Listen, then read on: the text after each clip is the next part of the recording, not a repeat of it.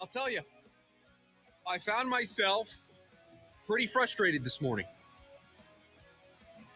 because it was just last week, maybe the week before, where I said that now that the Phoenix Suns have bought out Bradley Beal, they're actually into their next chapter. The page has officially been turned. We don't have to look backwards anymore. This is a new era of Phoenix Suns basketball, right? I said that because I believed it. I believed that until Kevin Durant was gone and until the buyout of Bradley Beal was made official, that this team was still stuck in the past. They were still connected to the past. They can change the GM. They can change the coach. They can change some of the players out. But those two still being here, still being connected to this squad just made it that they were stuck in that last era. So when Kevin Durant got traded, great first step. There's still one more move to be made. And then they moved Bradley Beal. They bought him out. That felt like we could all breathe the sigh of relief that, yes, their championship window with that group closed, slammed shut. It's going to be a little bit, but we just feel like things are going in the right direction. And it felt like we all were going to be able to move on. Well, I was reminded this morning that it's not going to be that easy.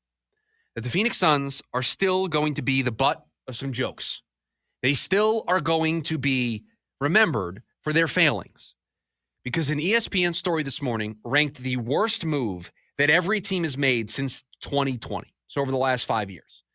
And it will shock none of you that the number 2 move, only outdone by the Dallas Mavericks, trading Luka Doncic, was the Phoenix Suns, and not just their trade for Kevin Durant, but their trade for Bradley Beal. Now, I think it's unfair to lump those two moves together.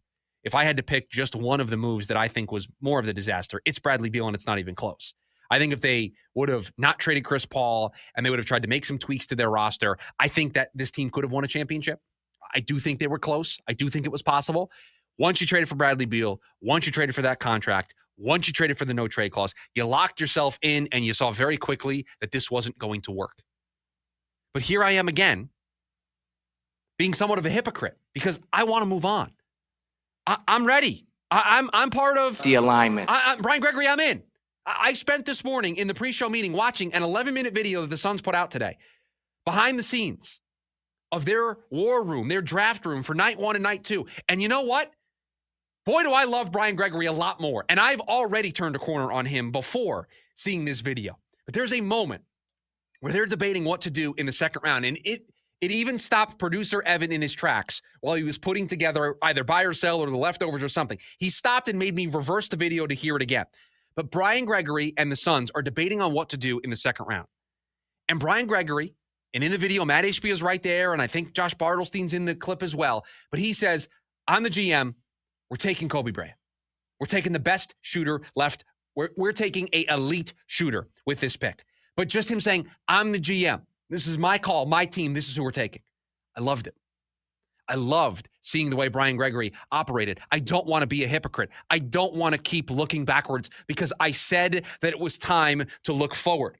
I said that it was time to focus on Brian Gregory, on Jordan Ott, on this young cast of players that they have put together.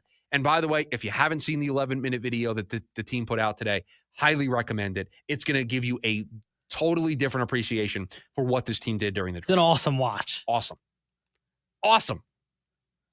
I mean, these draft behind-the-scenes videos have really taken off over the last couple of years. I know everybody still, rants and raves about the year one Monty of him maneuvering all on draft night, moving back and forth, doing just all those trades, feeling like he was in his comfort zone in the chaos. I'll tell you, Brian Gregory looked comfortable operating on draft night. Certainly did. Looked like he was in command. He was in control. He was the guy steering this team through that draft. I loved it.